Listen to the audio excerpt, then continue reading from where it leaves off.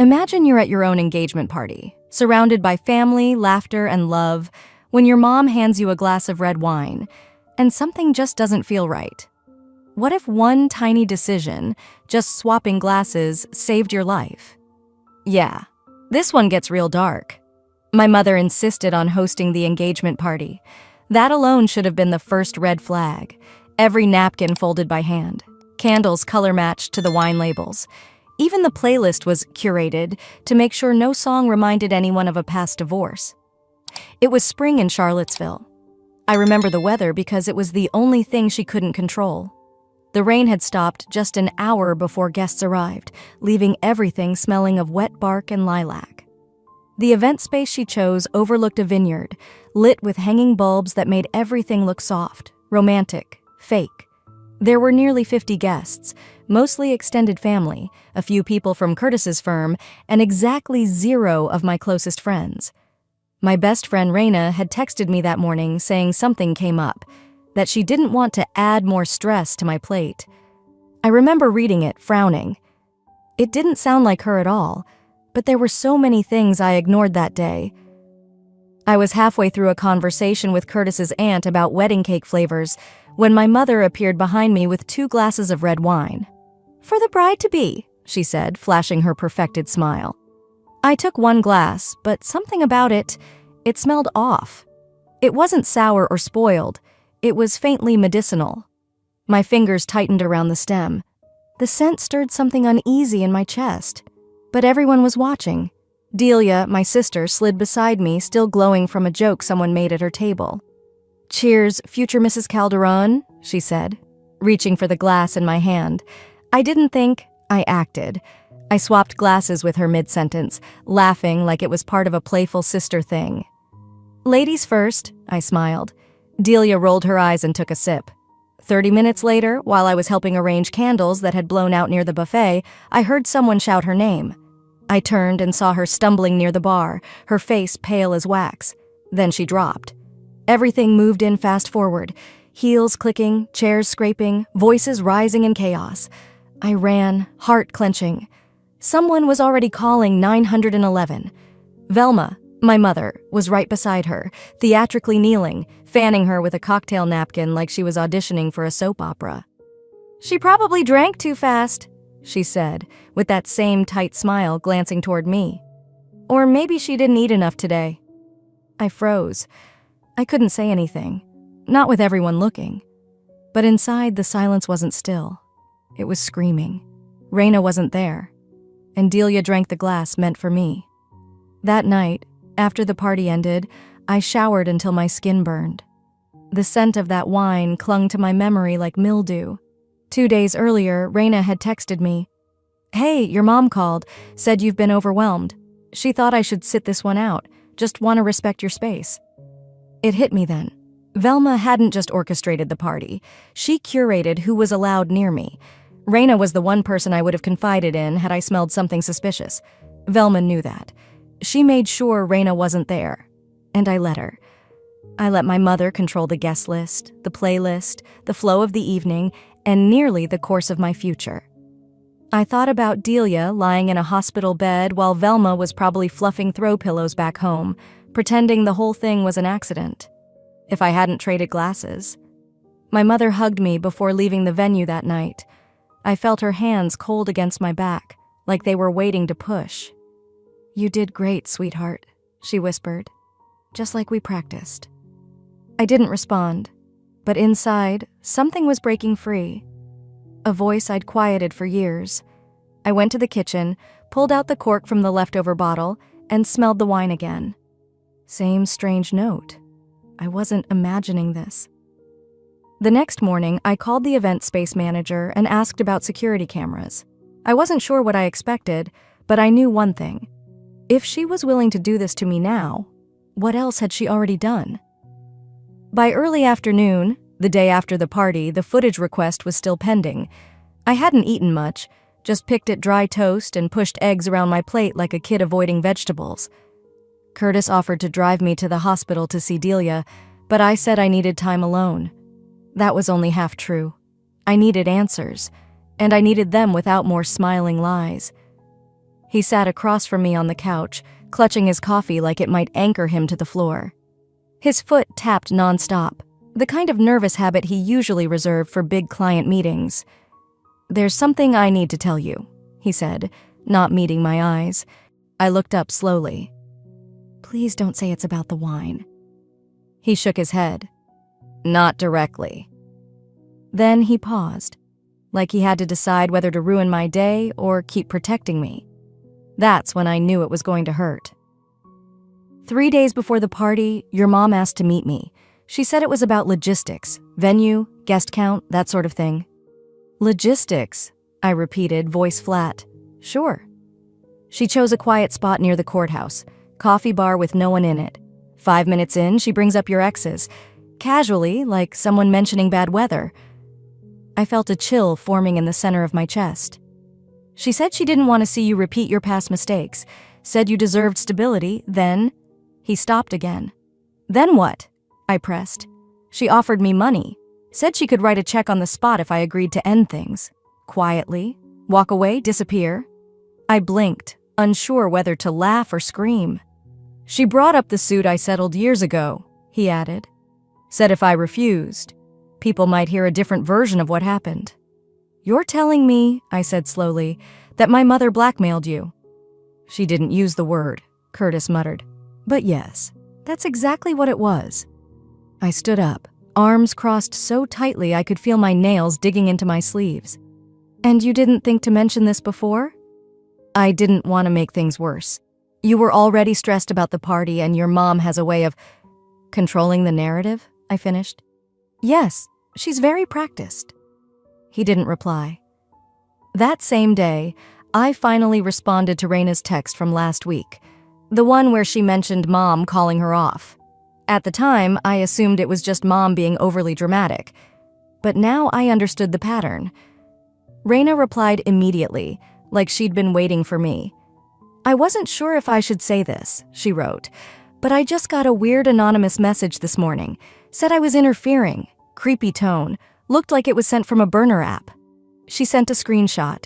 The message was short, but it chilled me. "She's fragile. You're making it worse. Walk away while you still can." It didn't take a genius to know who was behind that. I stared at my phone for a long time. My thoughts weren't racing. They were folding in on themselves. I remembered Mom in high school telling me Jenny was a bad influence after we snuck out to a concert. By college, she had convinced me my roommate Lauren was secretly jealous and spreading rumors. Somehow, everyone close to me became toxic in her eyes, always with a warning, always for my own good. And I listened. I felt stupid. Worse than stupid, I felt manipulated. How much of my life had she puppeteered without me even noticing? Curtis tried again. "Maura, please, you have every right to be angry, but this isn't your fault." "I didn't say it was," I said, standing. "But if I don't figure out how far this goes, it's going to keep happening. She's isolating me. I need to stop it." I left him there, pacing softly between rooms while I grabbed my laptop and shut myself in the bedroom. I typed one word into Google: benzodiazepine. I clicked through articles, forums, medical glossaries, cross-referencing effects, availability, detection timelines. Somewhere deep in one link, I saw a chemical compound name that rang a bell: lorazepam. It had that soft, bittersweet smell, familiar in a way I couldn't place until I remembered Velma's bathroom cabinet. Little orange bottles tucked behind cold cream and vitamin C serums. I enlarged the image on screen. My breath caught. I've smelled this before. The smell was embedded in my memory now, not just from the glass at the party, but from something much older, the faint trace that used to linger on Velma's pillowcases or the inside of her purse. I couldn't shake it. I stared at the compound on my screen until my eyes blurred, then closed the tab, needing air. As I stepped out onto the porch with my mug of now cold coffee, my phone buzzed. It was a Facebook message, from Gavin. I hadn't spoken to him in almost a decade. Not since my 3rd year at university, when we split under what I believed was mutual disinterest. But seeing his name now, it felt like a door cracking open to a room I'd been told never to enter. "I saw the news about your sister. I know this is out of the blue, but can we talk? There's something I should have told you years ago." 10 minutes later, we agreed to meet at a small cafe not far from campus. Gavin looked older, yes, but not weathered. His smile was hesitant, like he wasn't sure he deserved to be sitting across from me. "I almost didn't message you," he said, "but when I heard what happened at the engagement party, it brought back a lot." I kept my face neutral. "Go on." "You remember how things ended between us? You thought I cheated." I nodded. "You were always vague about it, and then just disappeared." "I didn't cheat," he said flatly, "but your mom told you I did." I narrowed my eyes. "She showed you a photo of me with a classmate outside a bar. What she didn't tell you was that it was part of a group study meetup. Your mom had someone follow me. Then she sent that picture to you with a story already attached." I went quiet. "She also contacted my residency director," he added. "Told them I was mentally unstable, that I was dragging you down. I almost lost my placement over it." I blinked. "I tried to email you, call. I even left a letter with Raina." I remembered Raina giving me a thick envelope the week before graduation, but Velma had intercepted it. Told me it was some last-minute drama from Gavin and tossed it in the trash right in front of me. I didn't know. I figured. He reached into his coat and pulled out a small envelope. "I kept copies, voicemails, screenshots, in case you ever, I don't know, needed to remember that I didn't just walk away." I took it, my fingers trembling. "So it wasn't just me." He shook his head. "I think your mom's afraid of you being loved by anyone but her." I left the cafe in a fog. The memory of Velma hugging me that night after the party felt different now, like a snake curling around its prey, not a mother protecting her child. Later that evening, I visited Delia at home. She was pale, propped on the couch with blankets and a heating pad. She tried to crack a joke about taking one for the team, but her voice didn't have the usual mischief. "I need to ask you something," I said, sitting beside her. She looked over at me, wary. "In college, were you in love with someone named Sophia?" Delia didn't speak for a moment, then softly, "How do you know that name?" I shrugged. "I found a photo once, in one of your boxes." Delia stared at the floor. "We were in love, for almost a year. Then Mom found out." "What did she do?" "She called Sophia's parents, said we were engaging in inappropriate conduct on campus.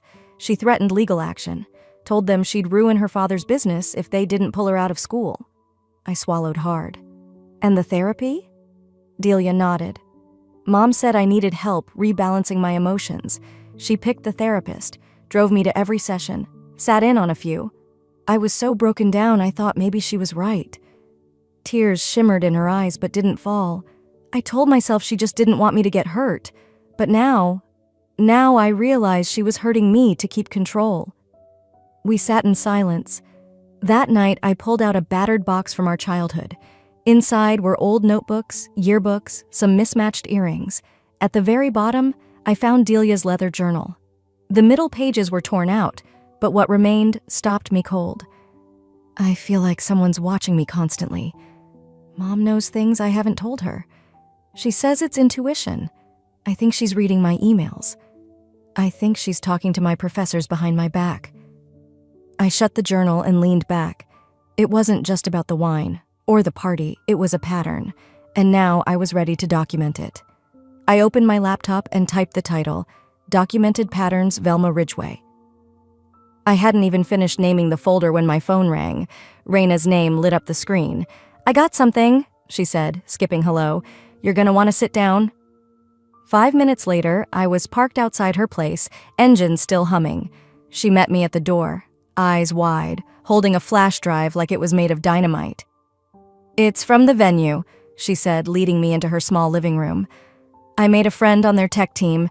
He was concerned." She plugged the drive into her laptop, pulled up a grainy time-stamped video, and hit play. The angle was from a high corner of the kitchen, covering the countertop, the prep table, and my mother.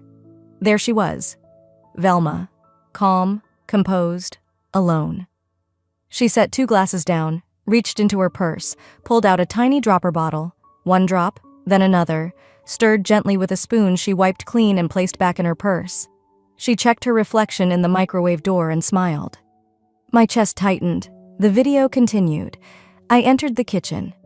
She turned, startled, then covered the tampered glass with a napkin and handed it to me. The smile never left her face. Then came the moment I swapped it with Delia's. Raina didn't say anything. She didn't need to. She was going to drug me, I whispered, barely recognizing my own voice. And she did it smiling.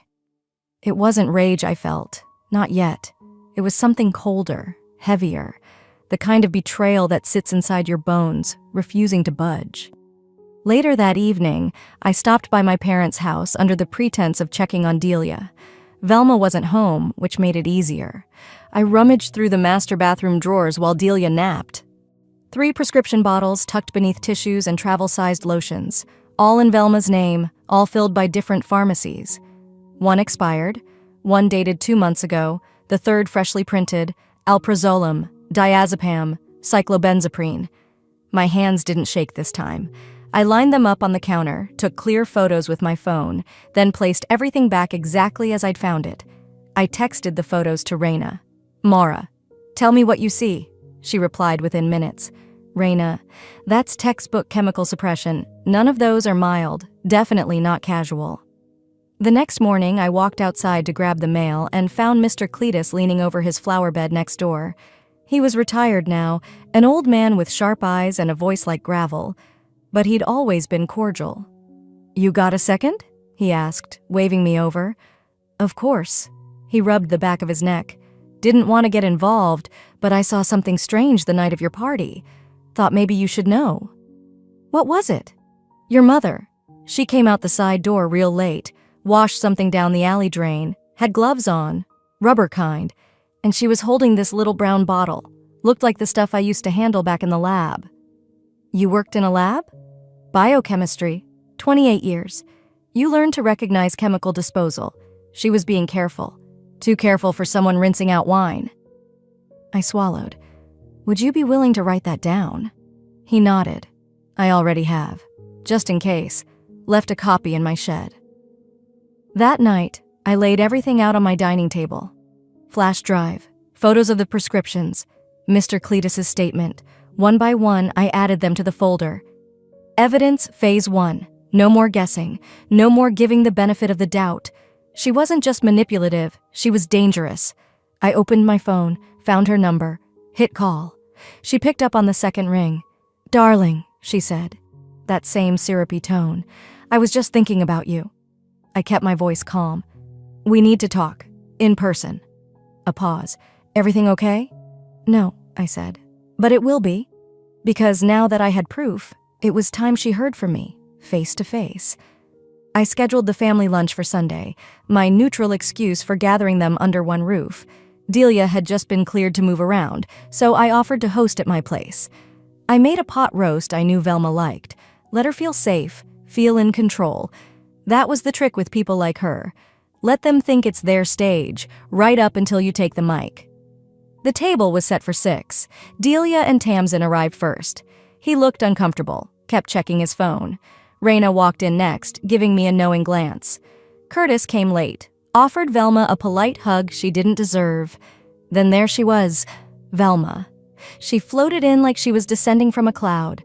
Perfect makeup, pearls, a container of lemon bars in hand. "You always host so beautifully, Mora," she said sweetly. "I'm glad we're back to family time."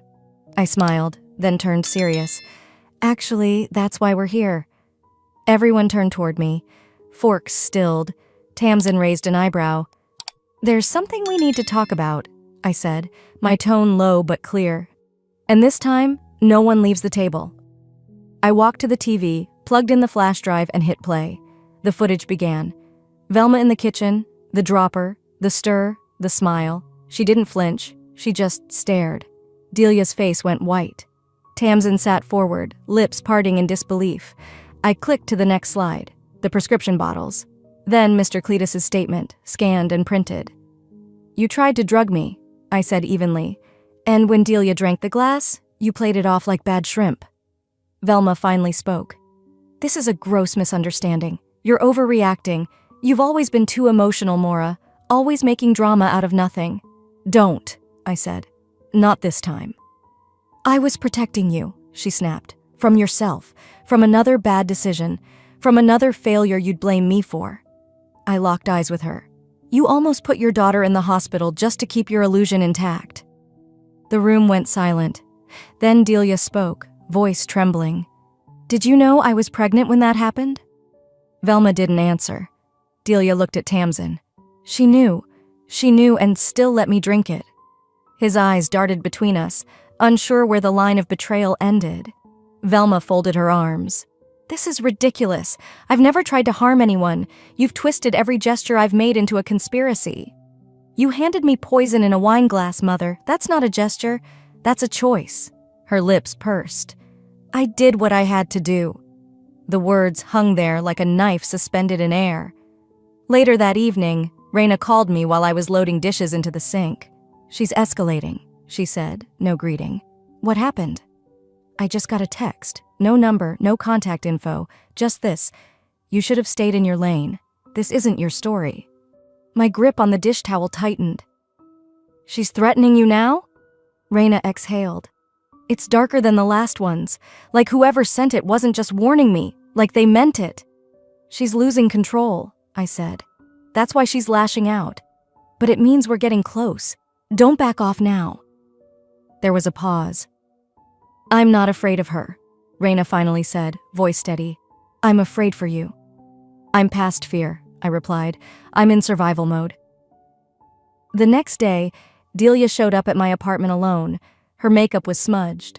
Her hands shook as she gripped her tea. She's trying to get in Tamsin's head, she said flatly. He's been weird since Sunday. What happened? She told him I was unstable, that the collapse at the party wasn't an accident. It was a reaction to emotional stress. She implied I might be a danger to our son. She's using your mental health against you, I said, just like she did in college. Delia nodded, eyes glassy. She wants to break us, just like she broke everything else. She doesn't want daughters. She wants mirrors, I muttered, ones she can adjust. She thinks we're her legacy, Delia whispered. Not her children, her property. We sat in silence until Delia pulled out a small box. Inside were photos, letters, tiny scraps of a life she had built once, tried to reclaim, and lost again.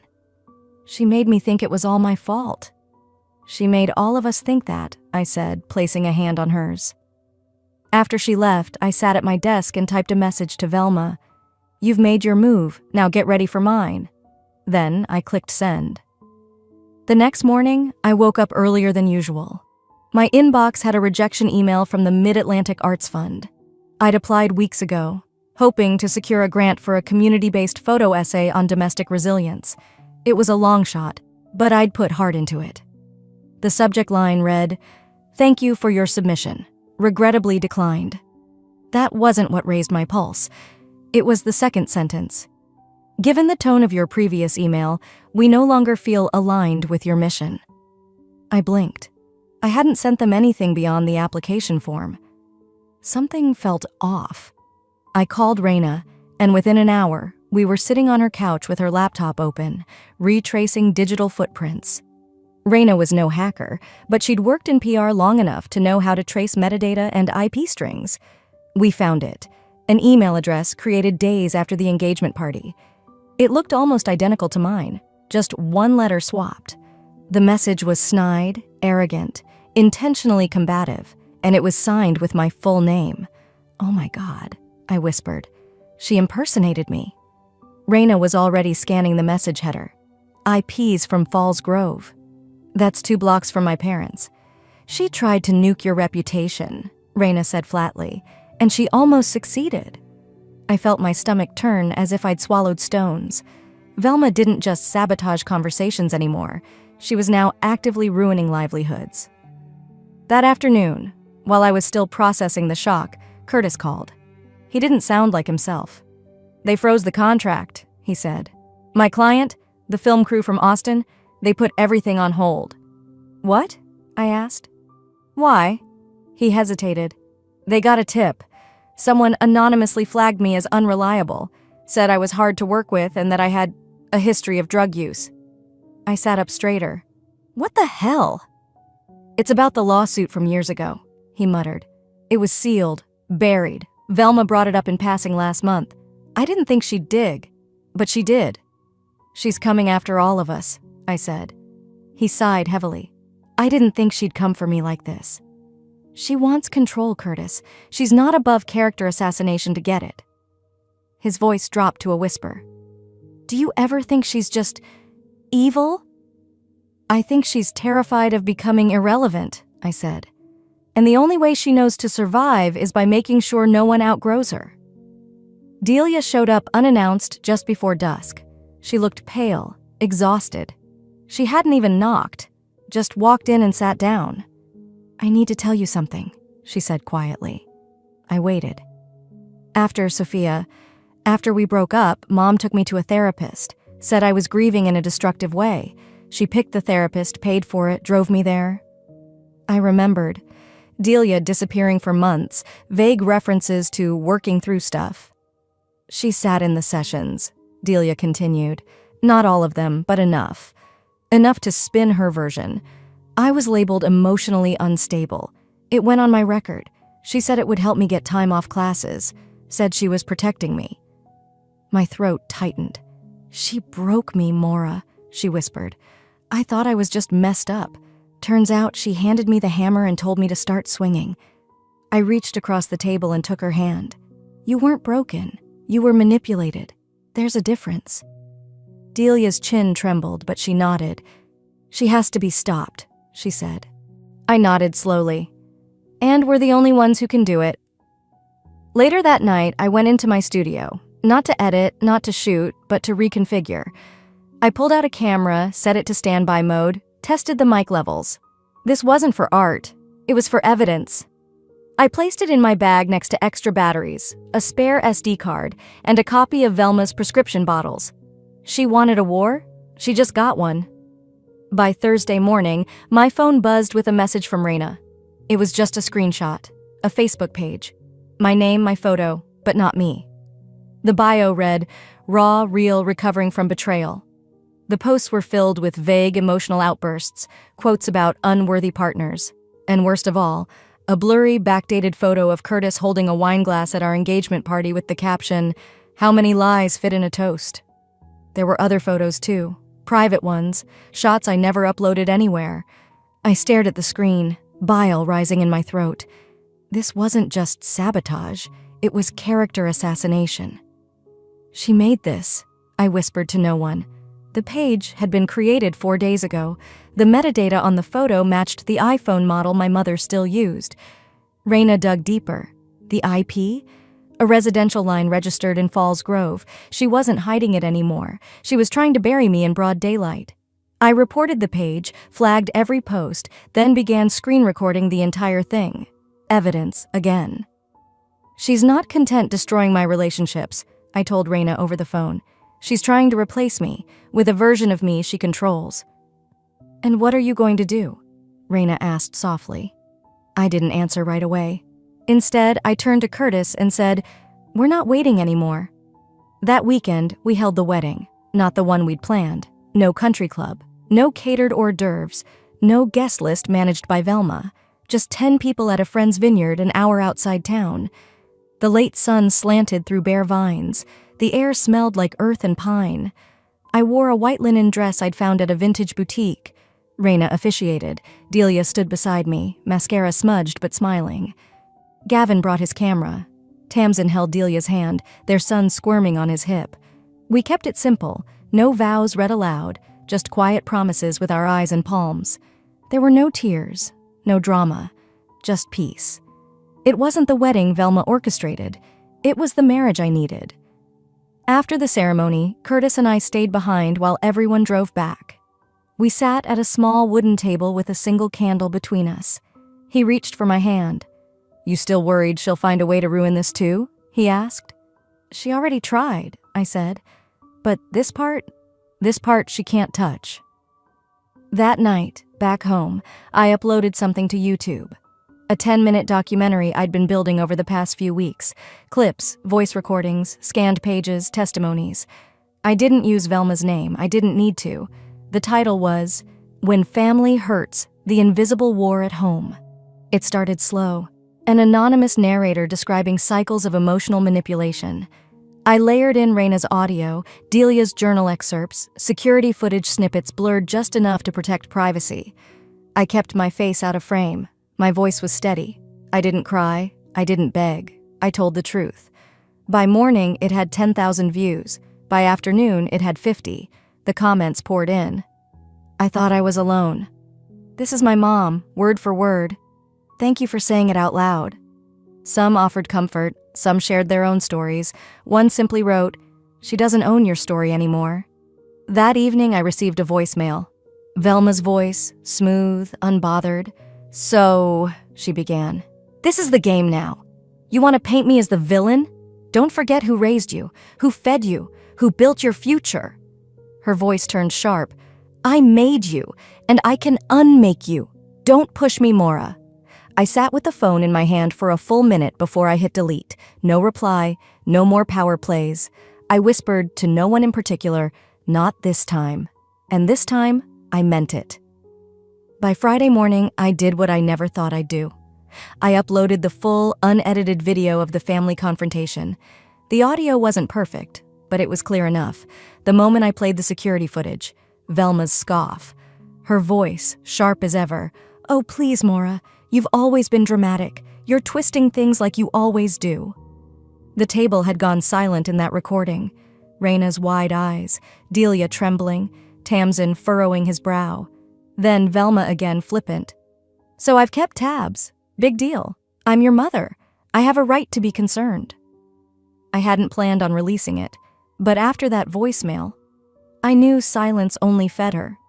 Raina reshared the video across platforms, writing, "This is what covert emotional abuse looks like. Listen carefully. You might recognize someone." It hit a nerve. People flooded the comments with heartbreak and rage. Some admitted to hearing those same lines from their own parents. Others said they'd never thought to call it abuse, but now they did. I didn't just name her. I held up a mirror. Velma couldn't spin this into oversensitivity or rebellion. She was on tape, and the internet never forgets. Curtis joined the wave next. He'd held on to the guilt, the shame of being cornered by Velma like some schoolboy. But now the gloves were off. He published a blog post titled, "When My Fiancé's Mother Tried to Buy Me Off." It was brutal, honest, complete with screenshots of her offer, $20,000 in exchange for stepping away respectfully, a veiled reference to his legal settlement from years back, and her parting message, "It's better to exit early than be exposed later." It spread like wildfire. Men's mental health forums picked it up. Women messaged saying, "My mother-in-law tried the same thing." One therapist even quoted it in a podcast. "This is how weaponized power can cross generational and gender lines." When I read his closing line, I didn't speak up to hurt her. I spoke up so no one else feels cornered the way I did. I cried, not just because he'd spoken, but because someone finally believed me out loud in the open. Meanwhile, Tamsin, quiet, steady Tamsin, stood up too. At a local community center event for family mental health awareness, he was invited to speak. Delia didn't even know he planned to say anything. I sat beside her, watching her shift nervously as he took the mic. He began calmly, recounting their early years together. Then he looked right at the crowd and said, "My wife is not unstable. She's not dangerous. She's resilient. But what she survived wasn't protection. It was manipulation." He told them about Velma's quiet conversations, her warnings that Delia might be a risk, how he had believed them, how ashamed he was, and how he'd finally seen the truth. "She almost cost me my family," he said, "but I know better now." Delia was silent, cheeks damp. Then their son, perched on her lap, clapped with wide-eyed joy. "Mommy, you're brave," he said, so loud the whole room heard. "That moment will stay with me forever." Velma didn't respond right away. She didn't post, didn't call, didn't send letters. But the silence didn't mean peace. It meant power slipping. 2 days later, someone filmed her at the grocery store, walking the frozen aisle, eyes darting at every whisper behind her. One woman murmured as she passed, "That's her, the mom from the video." Velma kept her chin up, but I recognized the twitch in her jaw. the same one from my childhood when she knew she couldn't control a room anymore. Online, debates exploded, some calling for compassion, others asking where accountability begins. But for the first time, no one defended her. Not publicly, not anonymously, not even with a maybe. The mask had cracked, and beneath it, the person they saw wasn't misunderstood. She was calculated and caught. Months passed like breath on a mirror, visible only when you stopped to notice. Fall folded into winter. My inbox quieted. So did the buzz around Velma. Her phone calls vanished. Her presence at charity events, book clubs, luncheons, gone. People stopped asking where she was. They started asking why she never apologized. I didn't answer those questions. She didn't either. Raina told me Velma canceled her annual holiday brunch. Invitations were never sent. The women who used to orbit her fell into smaller, gentler circles. I heard rumors she still went to the store across town, wore sunglasses inside, kept her voice low at checkout. She didn't reach out. Not to me, not to Delia, not to anyone. And yet her silence wasn't victory for us. It wasn't revenge either. It was nothing, which for someone like Velma was the deepest loss of all. Control had slipped. Not because I stole it, but because she misused it until it snapped in her hands. Delia, meanwhile, was transforming in ways I couldn't have dreamed back when this began. Every Thursday morning, she volunteered at a local center for adult children of narcissistic parents. Sometimes she just sat beside newcomers listening, handing out tea. Other times, she led small discussions, her voice steady. "You're not crazy. You were conditioned." Tamsin started joining her, quiet at first, then engaged, nodding when Delia spoke, squeezing her hand when old guilt flickered. They entered therapy together, slowly, intentionally. Their son no longer flinched at raised voices. He painted sunflowers on the kitchen wall with finger paints, and no one made him clean it off. Raina's podcast exploded. The episode about our story, she called it "The Poison in the Punch Bowl," got over 40,000 downloads in a week. Emails poured in, some angry, some grateful, all raw. Curtis, newly hired by a nonprofit law firm focused on mental health discrimination, told his story during an onboarding meeting. His new supervisor said, "Thanks for being honest. That's the kind of truth that keeps our work grounded." And me? My photo series opened in a modest New York gallery, 20 frames, each featuring portraits of people who had been silenced by family control.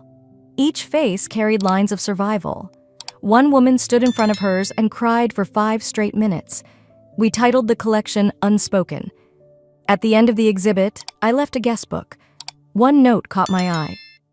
"You reminded me that love should never require silence." I didn't know who wrote it, but I carried those words home with me. 2 weeks after the exhibit, I received a letter. No return address, but I knew the handwriting before I opened it. 4 words. "You embarrassed this family." That was all. No apology, no acknowledgement, just accusation, delivered with surgical precision.